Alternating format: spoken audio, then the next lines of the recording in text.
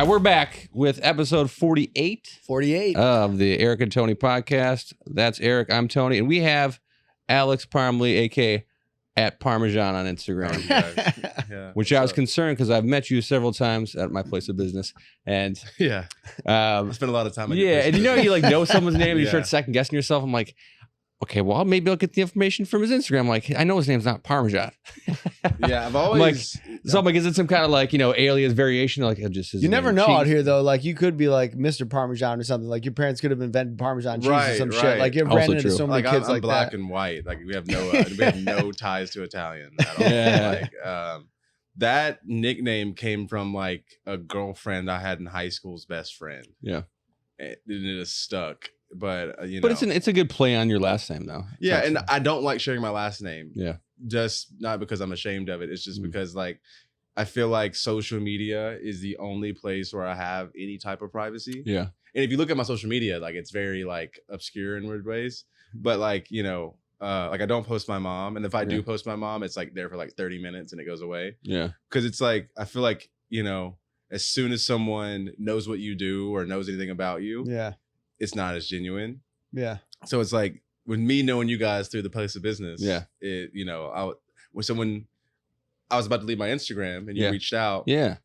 And I was like, I never thought about doing a podcast because I get asked a good bit, even like paid from like the paid side, and I was like, I liked y'all's setup. I liked how it all was. I liked how y'all both were doing it. And we both had some pretty wild conversations in passing in life. So I was like, fuck it, why not? Yeah, I appreciate that, man. Especially like popping the cherry and, all those no's. He said a yes right here, baby boy. All the no's. I said yes. Our two dumbasses. It's only Rogan from here, right? Yeah, exactly. Onward and upward. Yeah. Yeah, man. But or is this the top? Well, it could be the depends, top. You never know. Give it a year. Determined. Stay tuned. Yeah, we'll see. Yeah, man. It's funny because like you have that, in the business that Eric and I are in. There's like the professional side, and then you happen to be, you start swimming in the same circles and stuff. Right. So like, it's only so long you can go without like, talking to someone kind of like about even outside of like the the four walls of our place of business, because like this in the past, like y'all meet some cool people, I'm sure. We do. Oh yeah. And then there's like this, but there's also this other like sub thing, because like for the 5 years I was like a married dude, right, and stuff, and I was kind of like I'd work, do shows, didn't really like go outside never of that. Yeah, exactly. I wouldn't be out just kicking it and stuff. And then since it's split, like I have my kid 3.5 days a week, and the other times if I have shows or not, or even after a show. Case in point, I ran into you at Barney's Beanery last February or something, dude. And it's funny because like I smoke weed. I'm like a career smoker, but like the shit that they make now, dude. I think that was right after a Fish show too. Yeah, you were definitely hella. Really? Here's the thing. So like I smoke with like two of our mutual friends. I had this little Jeter joint, right? And it's like that shit's like weed dipped in weed, sprinkled with other weed. He had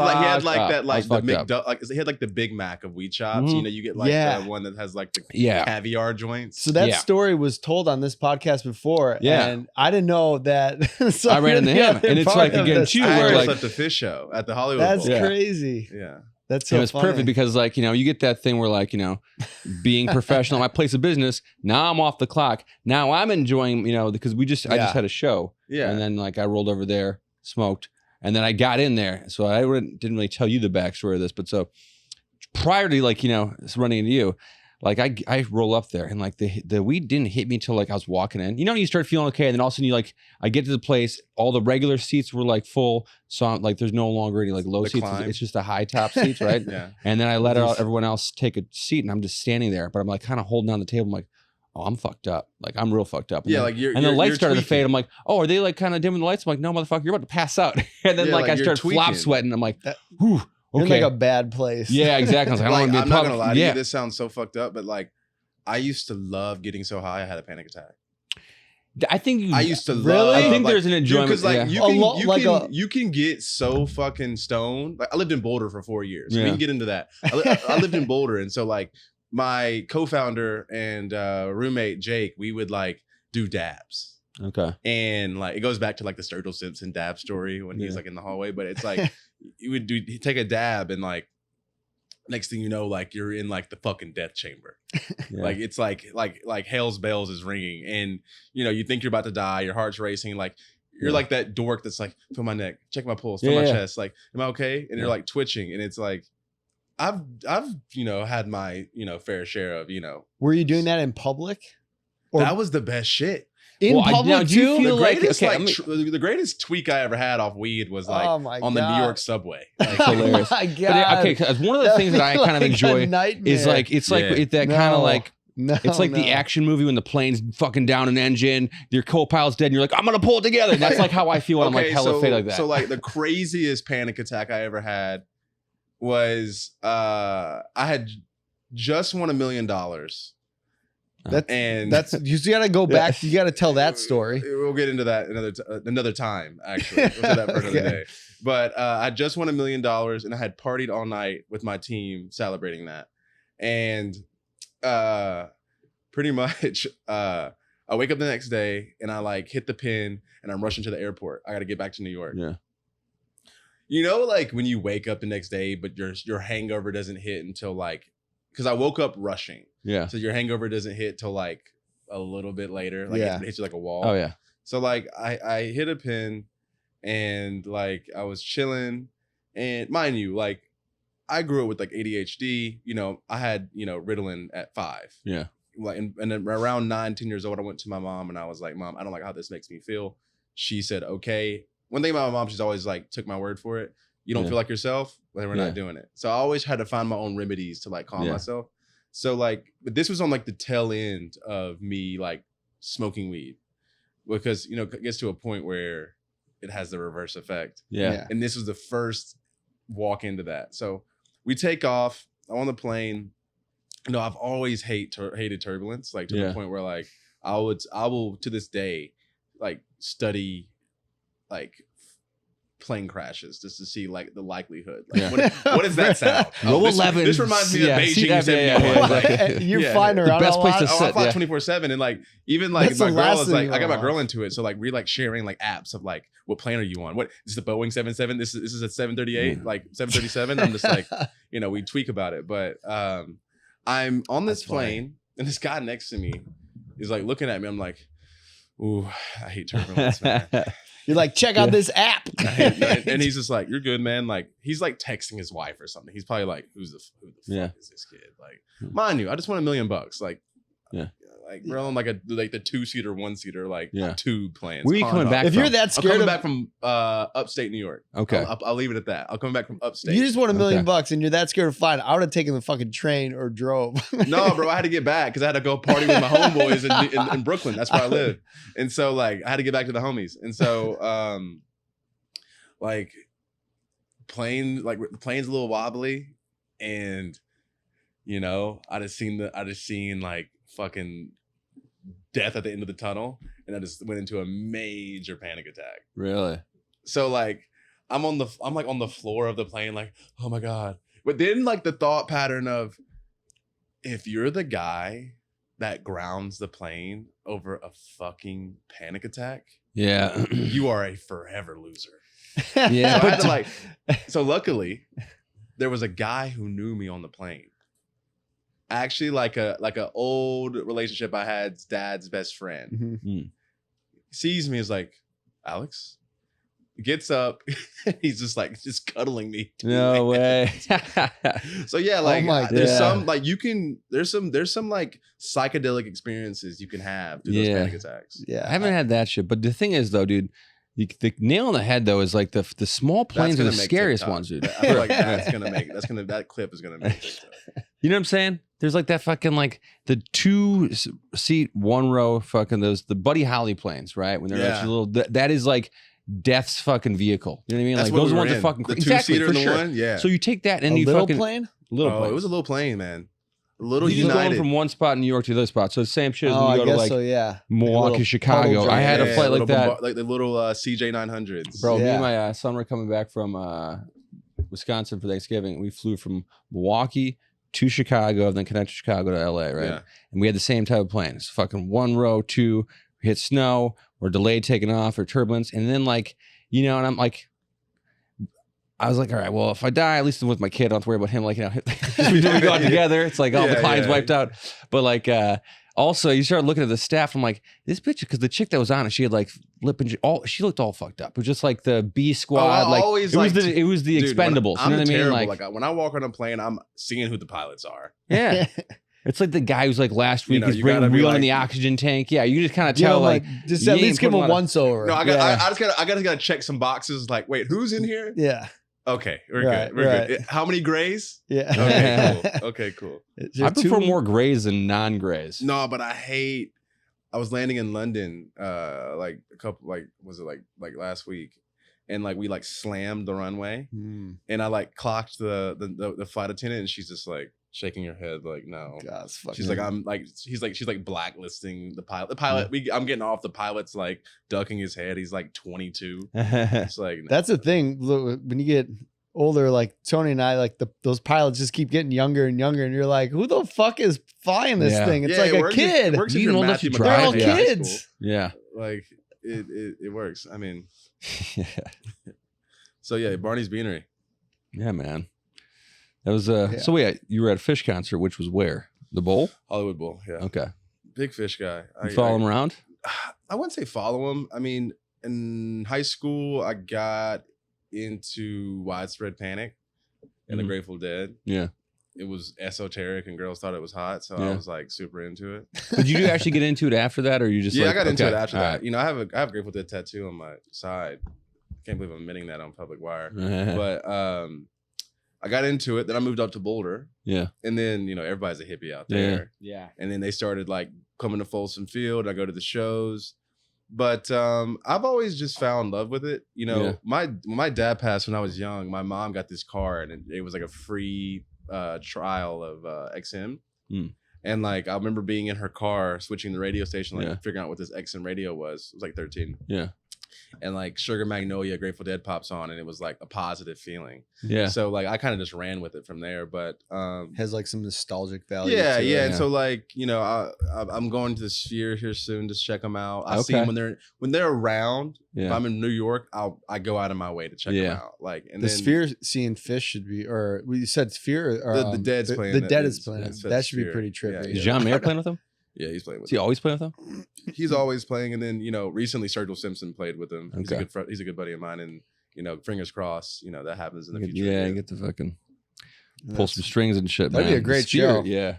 Just going to the Sphere in itself and then seeing that. Well, I think pretty trippy for that, because like U2 played there and stuff, but that's like a different kind of like more clean, sterile thing. I feel like something like a Dead concert must be like epic, because like you're going to see a bunch of, you're going to see a lot of shit. The amount of shit they put up there, and then the psychedelics everyone's be on, like that's gonna be a whole vibe. What I always loved about the shows was like the production and the lights and like how gnarly it can get. So it's like I look forward to that. You know, my girl's never seen the Dead, so you know, I've never seen them. I've never seen Fish either. Yeah, Fish I've had is a lot of friends that were into those bands, but I've never experienced a Fish concert or a Grateful Dead concert. It's a positive thing. I'll take the Grateful Dead over Fish. How could it not be though? You know, everyone's just like tripping on acid and smoking weed, and like you just have like kind of that hippie vibe. I think that like that last generation from like the 60s, like just carried over into that. And that's like the remnants of that era is like still like circulating with those groups. Well, then also the catalog of music though, man. I mean, like Touch of Grey was like an MTV song when we were kids and stuff. Like there's like, there's a lot of stuff they did cross over. In the Dark album, you know, that was amazing. Like,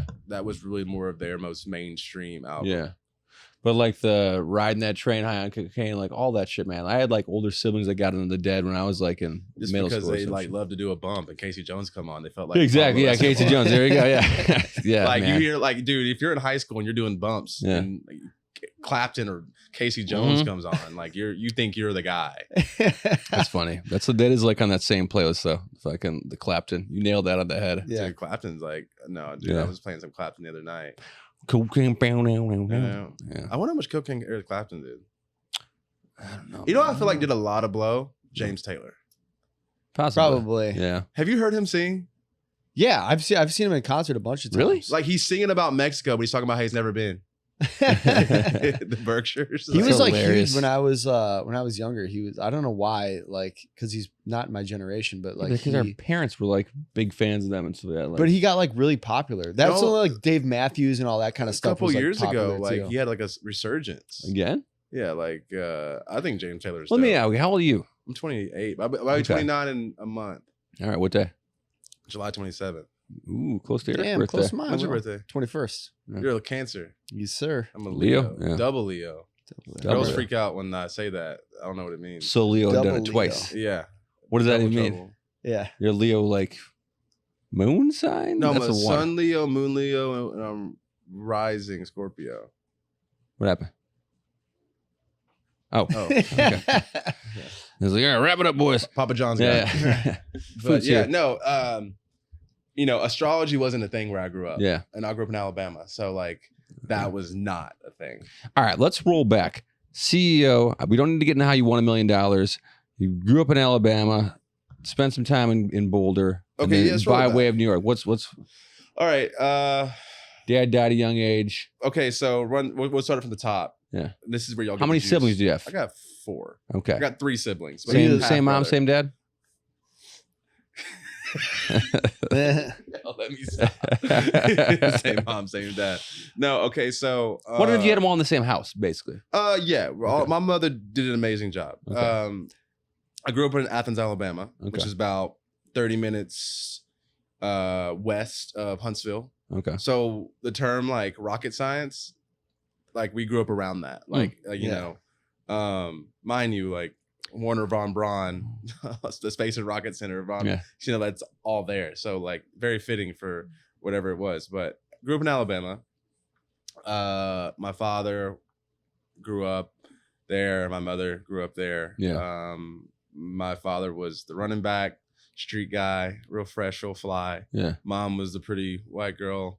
They had a baby and it was me. Okay. So the oldest? No, I have an older sister. Okay. But like, it's not really my story to tell. Oh, okay.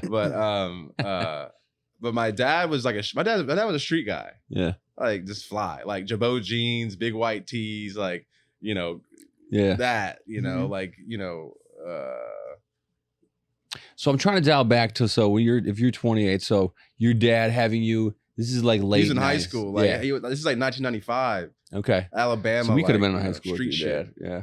Yeah. Makes sense. That's funny. Yeah. That worked, but that makes sense mathematically. What? Where your dad was in like high school wise when he had you. He was just turned 19. Yeah. Okay. Like he had a whole football career in front of him, but like back then they didn't pay you. Yeah. So like he had to stay at the crib. What team was he on? Like no, he was Alabama University. No, he was in high school, but he had like offers. You know, he was like great, but like he had a kid, and you know, back then if you had a kid, you wasn't going to college. Like they wasn't handing out checks back then. Yeah. Right. But my mother, you know, worked in a Chinese restaurant. Supported myself and my sister. My dad wasn't really around just because you know he was a kid. My mother was older, about like 2 or 3 years. My mom ended up marrying, had 2 more kids, Gertie and Olivia, and kind of just was like surrounded by very smart people due to my mom's place of business. Yeah. Like, you know, all these businessmen loved going to the Chinese restaurant for lunch. Yeah. And I remember there was a specific individual that tipped my mom $100. Yeah. And I saw this like visceral reaction she had. That's crazy. And like how like she was like bawling, crying. Like it's like I want to have that effect on my mom. Yeah. And then like there was this other man who was like extremely successful in a software and just happened to be from our town and like, you know, just built some cool shit and made money and didn't leave. He was like the king. And I remember how like when he would walk in the room, she would like tap me and be like, that's so and so. Like he did this, like, you know, like, you know, the whisper, like founding father of our community. Yeah. Like he created this, and other people in the room would do it too. Like, and you would whisper if when he walked in the room. Warner von Braun. Yeah. So, the Nazi scientist, the Nazi rocket scientist. He's here. Yeah, it was, in that sense, on the tech side. And I always wanted that for myself. You know, I wanted that. That was my first sign of cool. Like my dad, of course, but like that was my first sign of like that level I want to be. Like when I walk in the room, people are like, you don't age out of that level of cool, right? Like you'll eventually age out of football. Timeless. Yeah, it's timeless for sure. coolness. Like he did something and it was different. Yeah. You know, fast forward, you know, I liked school, but I hated class.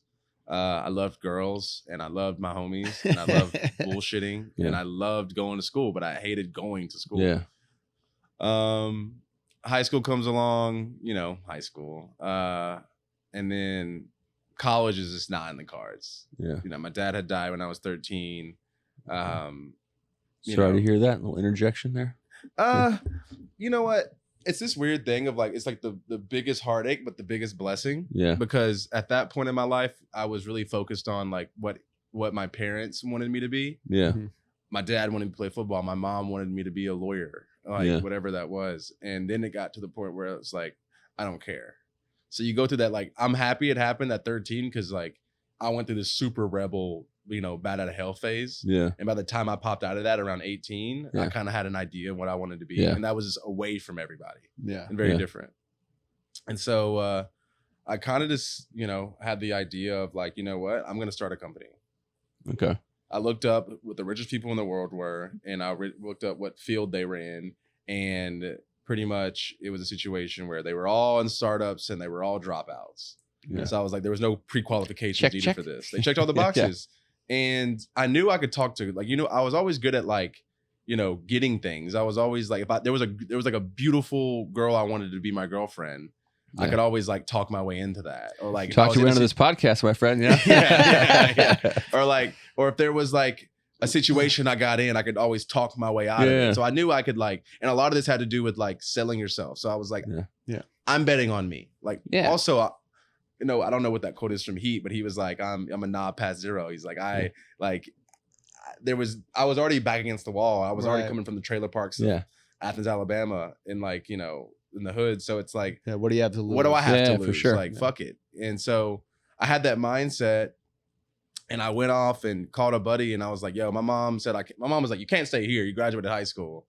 Like I got 2 more girls to grow up. You know, there's only one bathroom in this damn thing. So I was like, got out of there, went and crashed on my buddy's couch at the local campus. He was on the football team and he was like, yo, you gonna have to cover your weight out here. And I was like, listen, man, like, let me write your papers and I'll crash on your couch and I'll like figure it out. You know, he's like, all right, cool. And then ironically enough, he was like, yo, here's my dining card if you need food or anything. Right, for the cafeteria. So I was like, you know, all right, bet. So like as time goes on, I'm writing papers for like him and his football, his fellow teammates, and you know, it's getting kind of chilly outside. So I'm like, yo, can I get this food delivered? Like, you know, and they're like, what do you mean? I was like, you know, like food delivery yet? Like, cause I was on the internet. Like I was seeing like Grubhub and all these things becoming a thing. I was like, they're like a delivery thing. And like when they get here, you just like hand them your card. They were like, nah. And for some reason, and this is what I always tell people, like, when people say like they came up with this idea, and like they were sitting in a room, when people say like they came up with an idea, I never buy it. Yeah. You just kind of like run across something and it like snags you. It's like when it's like your loop in your belt gets snagged or something. Like it just catches you and you're just like, what is that? Right. Yeah. We were in this conversation and it kind of just stopped me in my tracks. I was like, what do you mean you can't pay for food but if you walk there, you can pay for the food. Right. They're like, yeah.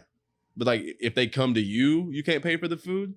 And they were like, no. And for some reason, my brain, and I had a million ideas a day. Yeah. Like it goes back to me being an ADHD kid. I had a stupid idea for every word that came out of my mouth. And at that moment, I never had another idea again. It was just clogged. Like it stuck. It just clogged whatever funnel that was in my brain. And I wanted to know. I was like, what is this? Like, what? Like, so I was like, what's causing this? And it was simply the fact that nobody created the mechanics and solution to make it happen. It was totally doable. Yeah. But nobody had like taken the time to build those type of things. Yeah. So my like 20-year-old ass is like, I'm Steve Jobs. You get rid of this belt, all black. I'm Larry Ellison. Like, you know, like I'm calling my friends like, I got $1 billion idea. Yeah. I'm not telling you, you're gonna steal it. Motherfucker, like it. But I'm so happy that was my mindset. Yeah. Because you got to start somewhere. For sure. And I started so ignorantly up top. And it was so ignorant, as they say. Yeah. And then I started working on that. Yeah. And a lot's going to come out in this podcast. Like, I'm literally like, I'm trying to like, also like I'm dating this girl at the time. And like, she's like, what do you do? And I'm just like, I'm inventing things. I'm inventing this, campus delivery app. How is that going? It's going great. It's going terrible. Yeah. Like, like I don't know what to do. I'm like reading Peter Thiel's 0 to 1, Chrisanne Brennan's Bite of the Apple. I'm reading all these fucking biography books about entrepreneurs, hoping it's going to give me the answer to my own problem. Right. And then one thing that kind of there was a pattern in all these books was just like learning through failure. Yeah. Like just getting up every day and trying. And like, mind you, I'm motivated because like this girl thinks I'm like Steve Jobs, and well, not Steve Jobs. This girl thinks that like I'm, creating like the biggest delivery app in the world. But mind you, I'm like trying to, to keep things together because I'm happy and like blah blah blah. When you're young and you're like 19, 20, like you the whole fake it till you make it thing. Yeah. You gotta. That's kind of how that was, and then one thing led to another. And that business failed because like I just didn't know how to run a business. I didn't know what documentation was. I didn't know what raising capital was. I didn't know what any of those things was. So, and it's not like this was like a very serious business. This was just me getting up every day, knocking on people's doors while they're at work, and they're like, "What the who are you?" Yeah. Like I was like, I emailed you. They were like, "Yeah, I didn't respond." Like, why are you at my? Maybe the email to get through. Yeah. Why are you at my bank? I have a boards meeting. Like you reek of sweat. And what is this backpack? Like, but it was kind of like that pursuit of happiness. Like, it was a very dark point in my life because I thought like, what the hell am I doing? And like I'm walking around town and everybody knows my shirt's inside out, and I have this backpack. Like, when you look at people now, you're like, he hasn't changed his clothes and showered in days. Yeah. Yeah. And but they think nobody notices. Yeah. Mm-hmm. But I was so hell bent. You're still pulling still pulling it off. Yeah, like I got delusional mentality. They don't smell that. Like, but like I was just so sure that I was gonna run into something. And maybe it was this blind hope, but like I was just so sure, like today's the day. Yeah. And if I didn't have today's the day. Today, I've always had like the optimist mindset of that. Mm-hmm. And because it goes back to life. Like, worst thing goes back. I gotta go back to where I was 6 months ago. Right. Yeah.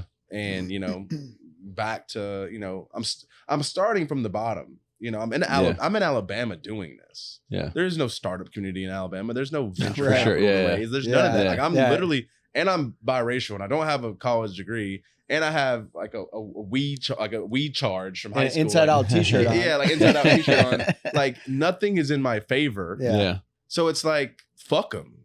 Yeah. Like I'm gonna do this my way. Like what can I lose? Like, but that's like the best way to kind of fucking cauterize that shit and like kind of get some calluses. You know what I mean? Because if you're at that point and you're trying to sell something at the lowest of lows, when you do brush yourself up, because clearly you started your own business at some point in time, right? So like getting working that kind of shit out, you're best doing that. It's like cutting your teeth on stage in a room in the middle of fucking nowhere, as opposed to going to the best club and then be like, here I am, and everyone's like, well, you fucking suck. Y'all are comics, so it's like I'm not a comic. He's a comic. Yeah. Well, you so the situation of like you got up and you go every day. Yeah.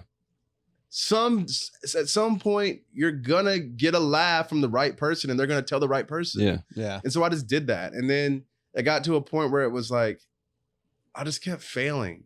Yeah. But I couldn't, there was something in me. Maybe it was my dad, and he was just like, fuck no, kid. Like, you got it, kid. Keep you got moving, it. yeah. Just like, So what was the turning point of all that? And so like it got to a point where like, mind you, I'm on probation during this time because I did get a charge when I was in high school for like, selling.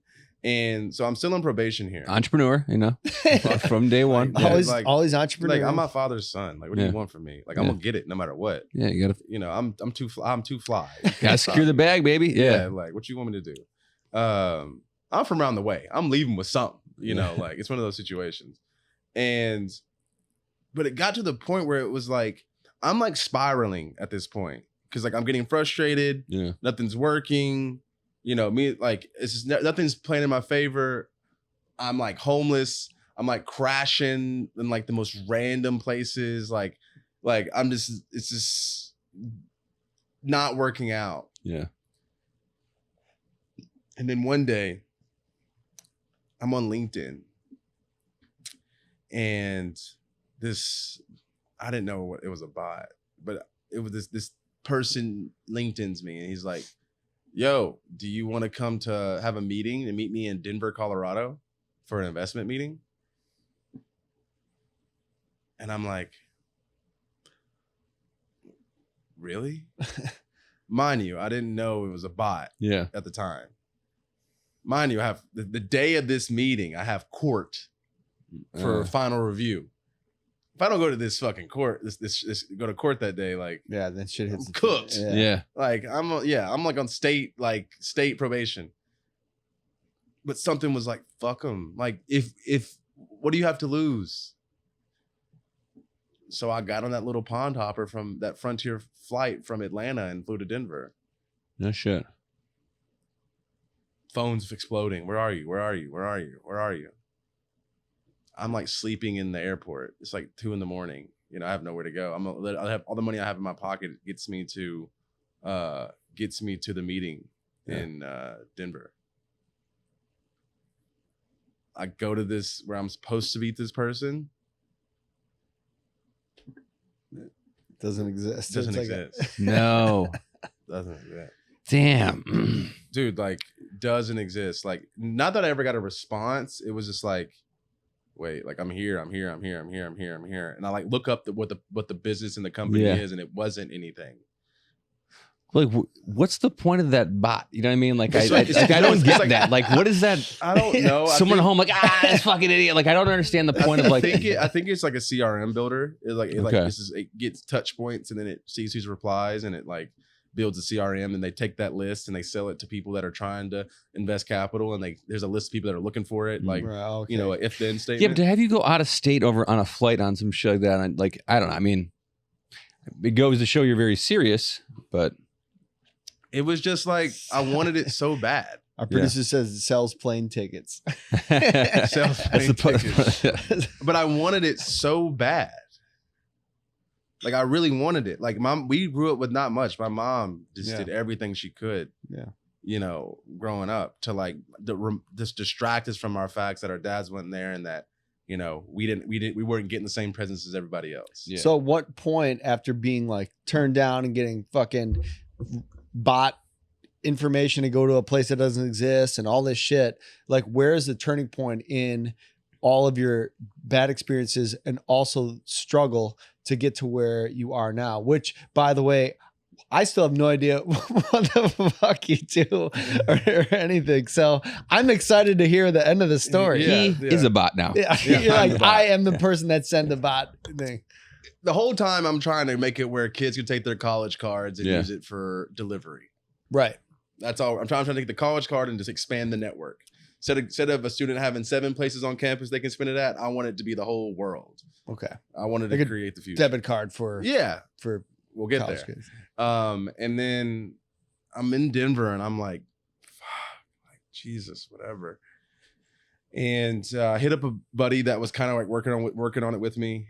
And I was like, can I crash at your house tonight? He's like, yeah, sure, whatever. He's in Denver? He's in Denver. Okay. And I met him through Fish and Panic and stuff like that. Oh, so really? Like, okay. Shout out, we're everywhere. And I'm crashing and this other guy's crashing across the couch. And his name's Jake. Jake became my co-founder that night. In business. Yeah. And me and Jake roughed it, man. We had to go to we were like, knocking on, just Jake had nowhere to go and I hadn't really nowhere to go at that point. We were trying to figure out what was next. And we were just like, we're gonna do this. And we took all the money we had in our pocket, put it together, which was, rations. Yeah. Walked over to Boulder, knocked on every door until our buddy Marco opened it. And then the rest is history. to be honest. Is just like ever since then, like we got the capital we needed. We did like literally when I say like we were in Boulder and we were just like knocking on doors with backpacks, sweating. Cause like Boulder is like a little Silicon Valley. Like we're just, and then like I met, you know, my mentor, longtime board member, Caleb. Caleb gave us, you know, a big check that we at the time we thought was a huge check. Said, hey, like go build something cool. Yeah. And you know, ever since then, you know, we created the software that allowed, you know, students to connect to the DoorDashes and Ubers of the world. Worked with Discover to create the first debit card for campus students tied to their transaction accounts. That's fucking nuts. So that's so crazy that didn't exist. You're absolutely right. Like that is like a what the fuck if it wasn't moment. for the bot, dude, I mean, legit. If like, it wasn't for that bot, for real. Me. Yeah, you wouldn't have been in fucking Colorado. That's so like I remember like when we first got our money in. Bots are good things, I was people. Like, we first got our money in. I was like, Jake, we need to go back to Alabama. He was like, wow. I was like, I gotta take care of this shit. Because like, I talked to him, I was like, yo, like. Heads up, like if I got a warrant. I think I got a warrant in Alabama. I think sort that out real quick. And like, I was like, Mom, can you call the DA and like see what's up? And like my mom like explained like, hey, look, Alex, that shit, Chicken Little was like the sky fell and like everything's good. And you know, Alex wants to know can we like this is the ultimate rehabilitation. You know, like can we like squash this so he can move on with his life? And you know, shout out the DA. He was like, yeah, you know, at the end of the day, I love that kid. Like, that's dope. That's why I didn't like chase him around. Like, I knew that he was wiggling his way out of something. But, no, go back to Alabama, take care of that. And it's just been smooth sales ever since, you know. So that's so now when you walk in the Chinese restaurant back in Alabama, everyone's like, there he is. That's the man, the myth, the legend. You know, I think that's my greatest accomplishment is allowing my mother to ride around and walk around our town and be very proud of who she is. Yeah, man. You know, proud of you. I think you know they treated her like kind of like the Scarlet Letter for this so long because she had biracial children in 1991 in Athens, Alabama. Yeah. You know,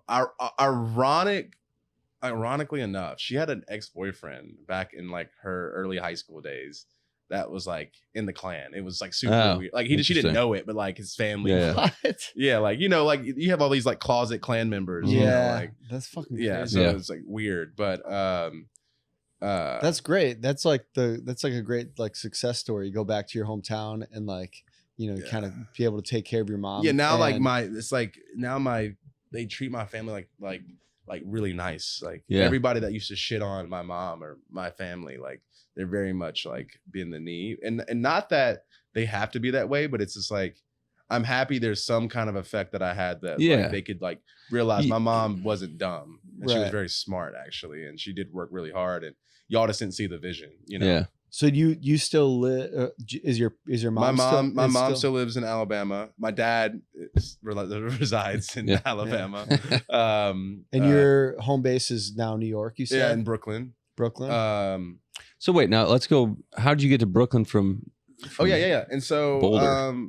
You know, we're in Boulder, you know, we had our office space, like we had whole employees built out there. Like, we kind of made Boulder our home. Like we were a Boulder company and we were a very known Boulder company. And it's good to sometimes to build a company in a city that like, you're someone that people know, like people are walking around with your t-shirt on. Like it's like, you don't want to go to Silicon Valley and be one of 1,000. Yeah. And like, who's this little startup? Mm-hmm. We were lucky enough to have a situation where the right people and the right investors where like we were, you know, they knew who we were. Like, you know, people moved there to work and like students wanted to work for us. Like we were a campus startup. So like we were cool. We were the young kids on the block. Yeah. Doing crazy stuff. Like we were at the downer. We were always having fun and it was very attractive. And what had happened was we got a phone call from Techstars. So like there's Y Combinator and there's Techstars. YC is seen as like a Harvard, Yale, or vice versa for Techstars side. And it was New York City. And I got a phone call and they were like, hey, do you want to like be part of this? And that's like an honor. That's like a badge of honor in the tech world. Like it's like being knighted. And Jenny Fielding was the managing director at the time. Jenny Fielding, one of the most iconic, you know, startup accelerator directors and investors of all time. being handpicked by her to come do this was an honor. And you probably heard your bio. It's like, this fucking kid made it off of a bot. No, from bad information from a bot. What's crazy is this is the first time I've ever talked about this publicly. Really? Yeah. Oh. People know about it privately, and you'll hear like whispers about it. Yeah. Like, how did it? But this right here. This is the first time that's ever come out. I appreciate you sharing that, man. Because it's the drive and the determination. Like, people will like go out of their way to hear that story, but like this is the first time it'll ever be publicly out there on record. Yeah. So you got knighted in New York. So we went to New York. We go to New York. Startup. We go to New York. This is during like the tail end of COVID, and a little bit before, and like we just start building out there. So we got an office over there, and we were just chugging along at campus and this, that, and the third. And, fast forward to today, we just made our first acquisition of a company here in Santa Monica. Okay. And then they're going to kind of focus on that campus vertical while I'm about to go into some really psycho payment processing models, like dealing with like real-time payments. So if you like being able to send a wire within seconds, if you want to get money, it's like a Zelle on crack. So do you know how to do that back end stuff? If no. You okay. No, not at all. Was that the guy on the couch? The co-founder? No. It's like we just knew how to sell it. Yeah. Like he was from Houston. He is from Houston, and I'm from Alabama. Like, we just didn't give a fuck. Like, and we were both Dead Dads Club. Like, hey man, I hate to say it though, the fucking street side of you with the fucking selling weed and just being able to put people together. Yeah, that goes a long way, man. If you can connect dots with people, man, that'll fucking code switching goes a long way. So it was a situation for 100%. Me where some good apple juice. It was a situation for me where me and Jake was just like, we're gonna do this our way. Yeah. And then Jackson, shout out Jackson. But like, we just did it. We've always done it our way. Yeah. We never bent the knee. We never kissed any ass. We never glazed anybody. Like, it was a situation where like we did it our way. We've always seen ourselves as like the bar stool of startups. Okay. In our world, like we always said what we want, or we stayed really private. Yeah. Like we like to be very, mysterious about what we got going on. But no, fast forward to today, like we just acquired a business here in LA. Yeah. That was a big deal for me. I've always wanted to be able to say I bought a company. And then, how has your life changed from, apart from, coming from Alabama, and now, you live in New York, and you have this company, a successful company. Let me say something. That's all relative, like the successful part, because like we're still every day we have to get up and work, right. That's my question. Tomorrow it could go to blip. Like you still got to wake up. You still got to fundraise. You still got to do all these things. You still got to like keep the business rolling because there's always somebody trying to beat you. But I'm very confident in the fact that like I'm my mentors and the people I talk to in this space are like the 50, 60, 70 year olds. Yeah. Right. And I'm mainly asking like, what history always repeats itself. What failed? Yeah. And not even like what models fail, what attitudes failed. And I'm always like, did the yes ma'am, yes sir attitude fail? Or did like, fuck this, we're gonna do this attitude fail? And he was always like, it's always the yes ma'am, yes sir attitude that failed. Because the people that stuck with their vision and didn't take any advice from anybody, they're the ones that ended up right in the end. Mm. So I guess the question is what is your end game? What is something like, are you currently happy? Are you currently not happy? To be fair, what would make you the happiest person? And does having a company or not having a company, or maybe you were happier when you were trying to acquire a company and build a company, like what are the things in your life that really stand out to you that you can take away, that as now being on kind of the other end of it, now you have a better perspective from most people that aren't successful or don't follow through and don't have that drive to get to where they want to be. They kind of give up. So now your perspective is from going from nothing to now going to like having those things and acquiring those things that you pursued. So having seen both sides of the spectrum, what are the things that make you happy, and where do you see yourself in the future? I mean, to be very honest, for the longest, like I always thought like success or like accomplishing things would make you happy, but that stuff fleets. Yeah. Or like being good at something, that only gets how many, lonely scientists and Nobel Peace Prize winners were there? Like, tons. Right. Like, I'm very lucky to have a mother who was very like, nobody around me ever changed. A few, but like my mom, never sees me the same. My grandmother, like I'm very lucky to have like a kind of like. But do you feel like they also keep you grounded too? Because that's like we were talking about before the podcast. Oh, my girl keeps me grounded. Yeah, yeah. But having like those people that like, she'll check. Yeah. Like also her, she's the most supportive, amazing person ever. Like, like she just gives me a whole other perspective on life. Cause can sometimes just be way into my head and stress about like very odd things. Yeah, I agree. And she's like, "You're good. You're 20. You're 28. Like, chill. Like, you're fine. Think about this. Look at the kitten. Look at this funny TikTok. Like, she knows how to like bring me back to earth. She's your friend's dad's friend on the plane. Yeah, she's my friend. Yeah. Like. We're almost landing, Like usually, like at the place of business, like usually, like if I'm there, like usually I want to be by myself or like away or diddle out. I could sit right there with her while she does her stuff and like do emails and stuff, and it's just like calming. Yeah, it's very calming. But am I happy? Hell yeah, fuck. Like, you know where I come from? Fuck them. Like you gotta realize, like I'm very much that attitude of like fuck you. Like this is for everybody that didn't want me to be happy. Yeah. Like fuck you. I'm gonna pop my shit. Like one thing about me, and I'm going to pop my shit. Like I want you to see this. I'm going to buy the Ferrari. I'm not putting no tint on. I'm ripping all the tint off of it. You're going to see me in this bitch. Like I want it. Put a magnifying glass in the window. Yeah, you're going to see me. Like, cause like when I tell you, we came from a negative. So it's like, it took a lot of hard work. So, when people are always like, be humble is like if you didn't earn it. Be proud and be generous. Yeah. Give thanks. Mm-hmm. Yeah, I get that. Say thank you. But like the whole be humble is like my kids should be humble. Yeah.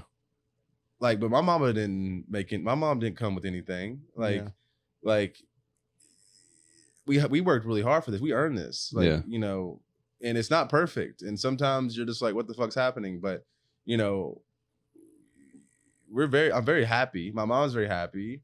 I just think what's the best part of it is that my kids will be able to have something positive to talk about. Yeah. Like maybe my dad, if he would have could have lasted a little longer and like if he could have just held it a little longer, he could have made it the other side of it. Yeah. But it goes back to like maybe it was supposed to be that way. Yeah. So it's like a sacrifice in a sense. Yeah. This goes back to like Illuminati. But you're supposed to say that word. Yeah, no. Yeah, we're not.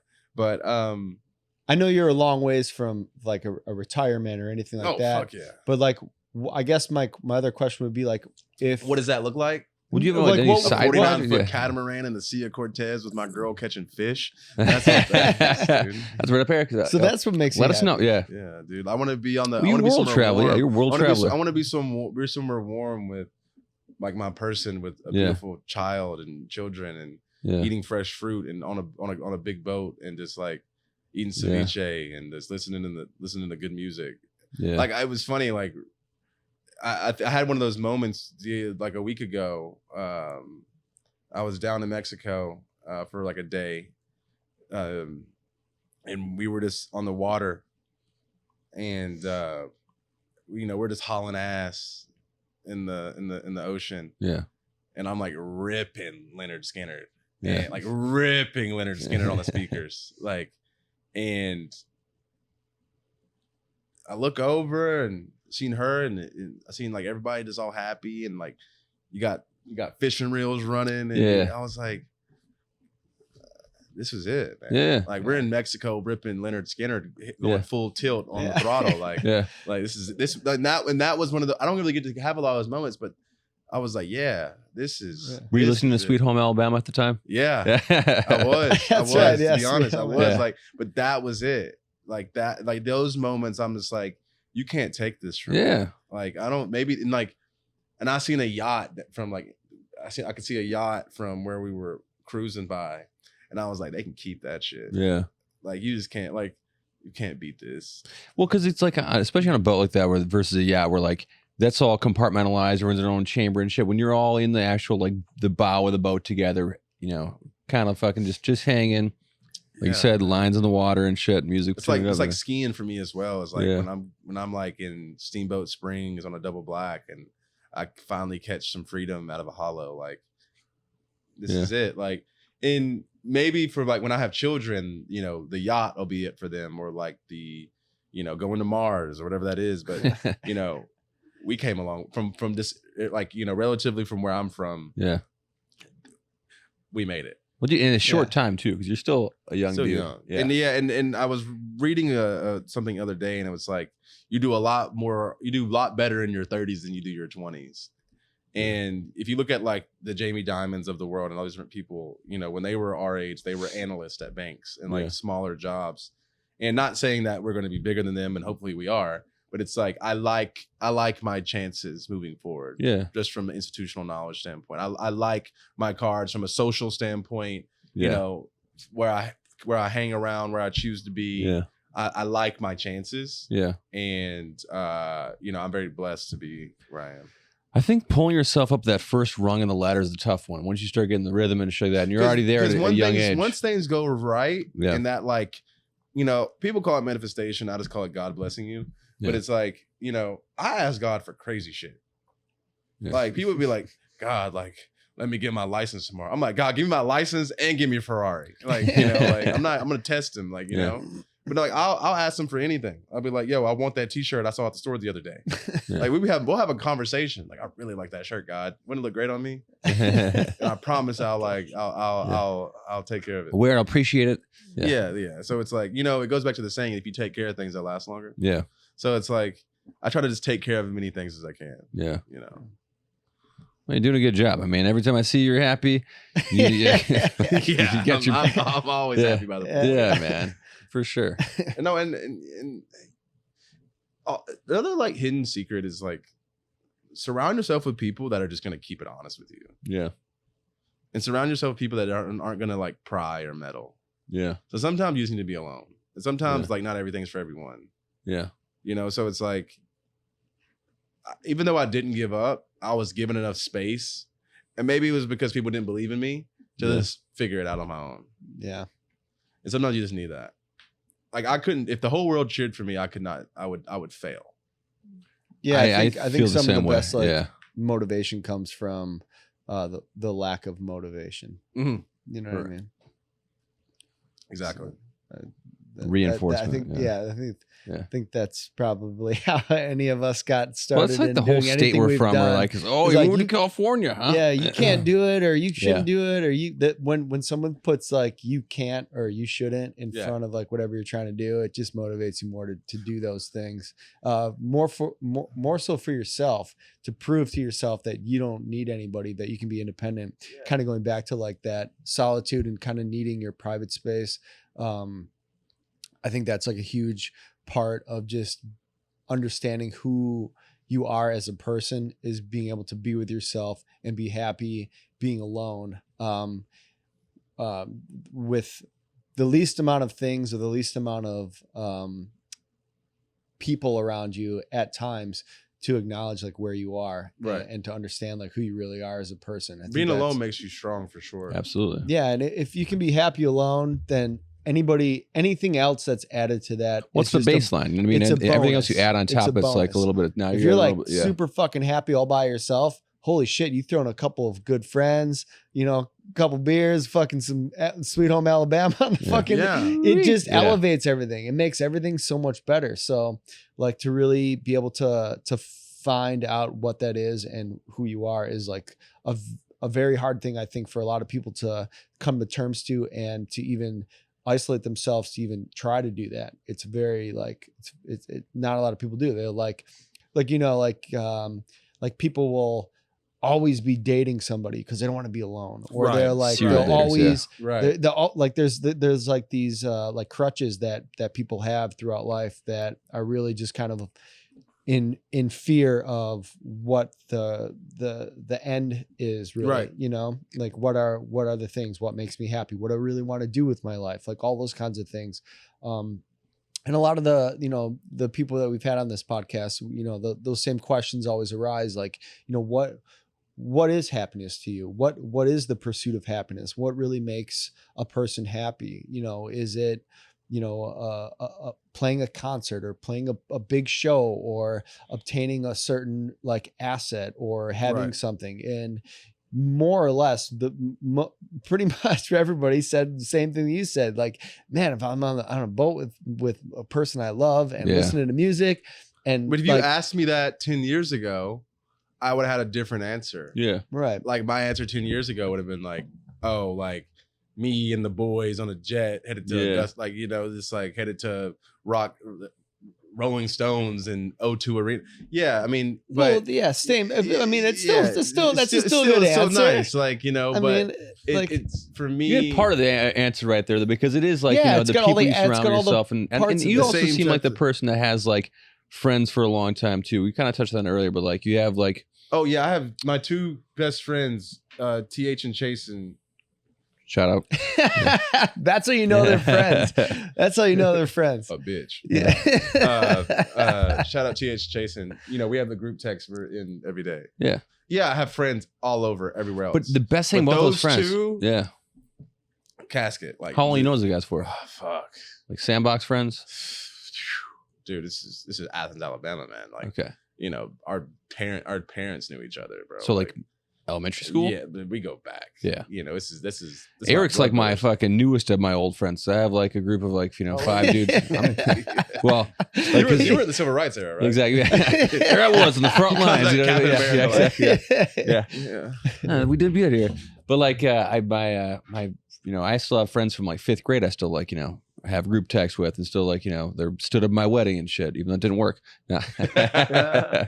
But there's like those dudes, it's nice to have them because they're grounded. You know what I mean? Like if I moved to California, like a lot of people do, and took on a whole new identity, and then like, you know, you end up kind of surrounding yourself with like these, you know, other actors and all this kind of shit. Right. And some people take on a whole different persona. Like their bio is no longer their real bio. It's like, oh yeah, I was the captain of the football team. Like you know, all this shit. It's like, no, you didn't. You never went to fucking state. This is, you know, this whole fucking facade. All but when you have like, you know, like a shared hard drive, like I do Eric, like he's not like Colby too. It's like, no, you fucking didn't, Tony. You fucking skateboarded. You never played football one day in your life. Like it's nice to have that kind of shit. Yeah. Even your friends you got that are like, yo. If TH was here right now, we'd have to edit him out because he would be like, shut the fuck. Like he'd be like, you motherfucker. Yeah.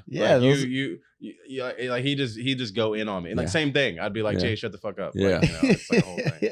Like that shirt was super fucking dirty. Like, sweaty gym bag. That's how it always is. Any place a business we end up working at or doing, like, like, oh yeah, by the way, didn't you borrow like $300 from me once? Yeah. I need to Zell me now, pussy. Like he's like one of those guys. Yeah. Like we'll start working together, and people a lot of times don't know we have history, and so you know we'll go off on each other about something crazy or something like stupid, and they think it's serious, and they're like, dude, that's insane. Like, I'm like, dude, you ever talk to you like that? Yeah. We've known each other since we were like kids. Like, he's the only one that can talk to you. Yeah, like exactly. That's about it. Did this moron fuck up your order? Yeah. Did he fuck with you? But no, yeah. I mean, life is long. I think we need to stop saying this like life is short thing. Life is long. I think it's going to get longer with AI and quantum computing. But, it's going to get life is long. Crazy. Shout out Jensen. Shout out NVIDIA. Shout out. We come in peace. I think life is long. This whole like life is short. Yeah, no shit. You only live once. I think if you have to be reminded of that, you're a fucking idiot. Yeah. And the days are long and the years are short. Days are short in Brooklyn. Days are long in LA. I'll tell you that. You know, and also I forgot to even mention this. What makes me the happiest is my dog. Yeah. I have a Stella. I have a massive Cane Corso. She's the most beautiful thing in the world. Yeah. And you travel with her a lot too. And the one interesting about Stella, like she travels everywhere with me. Like sits with me. You know, she's a service animal, so she's sitting on the floor with me. Somehow she squeezes her 150-pound body into the aisle sometimes. Jesus Christ. You know, she's the best. And like, she keeps me sane. So like her, you know, her and my girl, like at this point, I'm not even the fucking owner anymore. Like she's like chose her. Yeah. So I'm about to get a second one. Hopefully that chooses me. But no, life is, you know, I'll say this now. At this point right now, I'm the person I always wanted to be.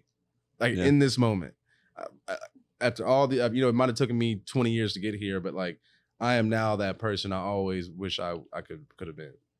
I think it only took you like 8 years to be here. I mean, like you really start knocking on doors and like at 20. No, but like, you know, but 13 was like the growth point. Well, okay. You know, so it's like right now I'm the person I always wanted to be, just because like I'm very comfortable and I'm very content. Yeah. I'm not complacent. But I'm very content with this life. That's like when you know you're in a good space, because there's like that. I feel like you get that from a good near-death experience as well, where you're like, shit, if I die today, I checked a lot of the boxes. Like, you know, and if you keep with that trajectory, you're going to get to like some levels you never even thought about achieving. But the fact that you're already happy with where you're at in that place, not being complacent or, you know, or just settling, but just knowing the fact that you're on the right track and like, you know, like literally like a vacation to me. Because like we talked about it, I was just in London, then Amsterdam, then Mexico, and now here. Yeah. A lot of people would see that, oh, like you got like this, that's somebody's summer vacation route, but like the whole time I'm working. Yeah. Do I have friends there? Yes. Are we cutting up? Yes. But it's like, it's not, you know, it's not fun time. It's work. Yeah. It's very much work. Yeah. So like I come here, like historically, I've always just came there to disconnect from the world and just, you know, and that sounds weird, but like that's my place. That is my place to escape. Yeah. That and the Chill Turn in London. The Conservatorium in Amsterdam, the Chill Turn in London, and the Place of business. is my escapes. Yeah. Like we got 5 minutes. We went over. We can. Oh, I can't read it. Eric's never good at reading, Mark. I can't read good. Yeah, we're all good. We got a rapid 5. All right, we're rapid 5, guys. But no, like Roll Tide, let's go Yankees. Roll Tide, yeah. And you know, whatever. But you know, fuck them, we ball. I don't know what the fuck's gonna happen in November. Shout out AI. Yeah. Shout out Travis Kalanick. Shout out to you for fucking like popping the cherry and doing the podcast, man. And shout out Kith Women's. Kith Women's. Okay. Kith Women's, yeah. And shout out to my mom. I mean, that's great. My sisters, I'll see there too. If I don't say this, like I've always wanted to say this. Yeah. It's like buying like a really nice private jet and you're on a flight, you just yell bomb. That's like one of my bucket lists. Like yelling bomb on my own plane. Wait till you're next to that guy again that's like freaking out. Bomb. Oh, there's a bomb. Call him, dog. I was just kidding about the bomb. It's a bomb in my stomach. I mean, I ate bad Mexican food. No, yeah. It's been good. What's next? I don't know. Like, I don't know how long I'll stay. I don't know if I want to stay in America. Yeah. I don't blame you. I mean, you got the capital, you're untethered. Why would you stay there? Not even that. It's just like, what the fuck is going on? Like, me and my girl went to eat lunch a couple weeks ago in Greenpoint. We go to the store and we get a chicken and pork sandwich. 1 chicken, 1 pork on loaf bread and a canned drink. Yeah. $65. You got to be fucking kidding me. Yeah. What? Bro, it's a fucking $10 for a Whopper at Burger King right now. Dude, it's That's just like insane. Then I was just in London and Amsterdam and I'm like eating like a nice ass meal and it was like $20. Yeah. And I was like, I mean, come on. Yeah. You go to like Thailand or the Philippines, it's like a fucking $1.50. Bro, it's like my friends and like my friend Danielle is like in Portugal drinking dollar wine and having the nicest meals. Yeah. I'm like, you know, like maybe there's nothing wrong with like, you know, getting your shit together and just dipping off to like the south of France. Absolutely, there's nothing wrong with it. Like I see why people do it now and like learning to sail. Like that's what I want to do. I want to learn how to sail. I want to learn how to play tennis, and I want to just be on the water and tan. Like I get it now. I get it now why these dudes just want to be out tanning and like with the shades on. Like I want to have my Persals on tanning and have my hot ass girlfriend walking around. Like that's and play tennis on the yacht while tanning. Yeah. Do you ever think of like doing like a van life thing and like just driving around the country with your dog and your girl and like dude, I'm black. I'm not trying to get shot and pulled over. Like don't forget. Like I'm still we still just stay in like the northern parts of the country. Bro, it's worse in the north. Yeah, dude, I don't think it's any better. I don't think it's any better. Like down south, I gotta open my mouth and they just pause, no diddy. Down south, I just gotta open my mouth, no diddy. And they know it's up. Like when I get on the phone, like one thing about people of color, like they have a certain voice. Yeah. When a black man or a black woman's on the phone. So like if I pick up that phone, it's like, oh God. So like as soon as a cop rolls up and I open my mouth, it's just like a color thing. It's just like, oh shit. Yeah, you got your best white voice. Like, hello, officer. How you doing? This is Alex. I'm calling in from Birmingham, Alabama. Just say, hey there, partner. Yeah, I saw your boy over there at the at the Augusta National. He's shooting yesterday. How was that, Tom? Yeah. And it's like, hey man, what's up, boy? I'm about to come out of the corner a little bit. But no, it's good. I appreciate y'all having me on here. No problem, brother. Thank you for being on, Alex. Man. I hope it was a good one. I didn't know where man, it went. I enjoyed hearing your story. It's very good. The best one was Ray's. Oh, Ray's? Ray Bay. Yeah, man. Shout out Ray Bay. Good old Ray Bay. Yeah, dude. He's back in the fucking Caribbean. He's doing things too. Is he back in the Bermuda? Yeah. I think so. Or he's like I think he might be in London or I think he's somewhere. I know. I feel like his sound would do really good in London. Yeah, he got that. His music. Yeah, I feel like for sure. I didn't really get the LA vibe, but I like the London vibe. Yeah. That makes sense. I hope he's chasing that out there. Yeah, I hope so. I gotta reach out to him. We do gotta reach out to him. He'll be back. He said he's coming back. I owe him $10 for a CD. I haven't forgot. I got you. We got you, Ray. Yeah, we got you. Yeah, no, man. But I appreciate it, guys. Well, appreciate you for being on the show, man. Do you want to plug anything? Like handles, look out for websites. I know you don't want to give away any of your you got technology. Some technology thing that's dropping or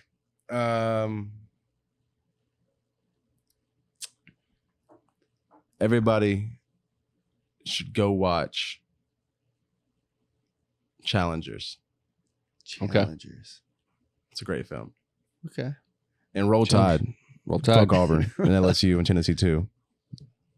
Go Badgers. All right. That's it. I really don't have too much. Now my girl's calling. Nope.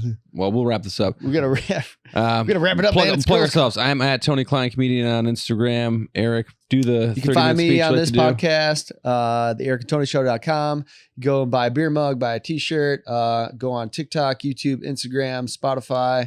We have all the episodes on there. The full audio on Spotify every Monday. The full video on YouTube every Monday as well. And then 60-second clips throughout the week of this podcast, little cliff notes. You can kind of catch up and see what we've been talking about. Like and subscribe, all that jazz. And thank you again, Alex, for coming on the podcast. Man. We appreciate you coming on. It's an honor, guys. Yeah, man. Great. Oh, man. We'll see you. Honor's over here. Yeah. See you at the place of business. Hot. Yeah, Eric's back tomorrow. All right. And we're out.